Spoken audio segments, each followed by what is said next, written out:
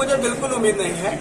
केवल उम्मीद है अपने मजदूर साथियों से, वो चाहे असंगठित क्षेत्र में काम करते हों, असंगठित क्षेत्र में काम करते हों, उन हम सभी लोगों को मिलकर एक अपना मजबूत यूनियन बनाना पड़ेगा, संगठन बनाना पड़ेगा और उस संगठन के माध्यम से एक बड़ा आंदोलन करना पड़ेगा और उस आंदोलन के बदौलत ही जो कुछ हमें मिलना है वो मिलेगा।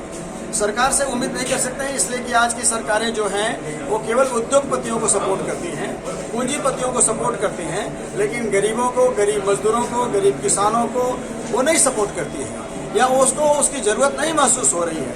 तो फिर हमारे पास जो विकल्प है कि हम संगठित होकर, इकट्ठे होकर अपनी ताकत को बढ़ाएंगे और अपने हक की लड़ाई लड़ेंगे। मात्र मेरे पास एक ही औजार है।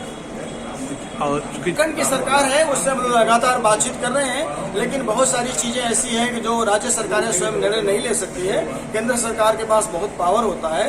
राज्य सरकार स्ट्रगल कर रही है और हमें उम्मीद है कि राज्य सरकार कुछ हमलों के मामले में समर्थन करेगी। हमारे नेताओं के आ रहे हैं, उस पॉइंट्स को नोट करके फिर हम लोग 2-4 लोग कोर कमेटी बन करके बैठेगी और एक्शन प्लान तैयार करेंगे एंड देन अकॉर्डिंगली एक्शन लेंगे। ऐसी विषम परिस्थिति से गुजर रहा है मजदूर आंदोलन कि देश के सभी मजदूरों को इकट्ठा होना जरूरी है, उसी में उनका सुरक्षा छिपा हुआ है।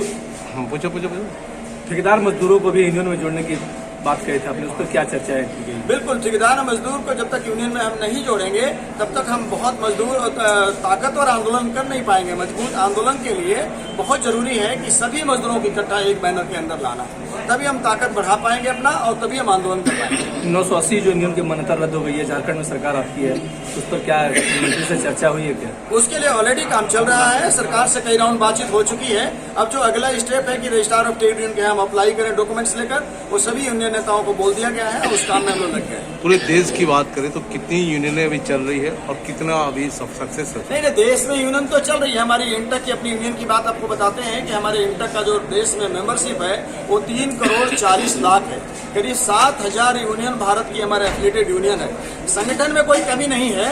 हालात परिस्थितियां ऐसी बदल गई है कि सरकार बिल्कुल पूंजीपतियों के साथ हो गई है। पूंजीपति ऐसे ही ताकतवर होते हैं, सरकार के पास बहुत शक्तियां होती हैं, वो दोनों एक हो जाते हैं तो हमारा आंदोलन थोड़ा मुश्किल होता है, हमारी लड़ाई थोड़ी मुश्किल हो जाती है, लेकिन वो लड़ाई लड़ेंगे हम। ठीक है।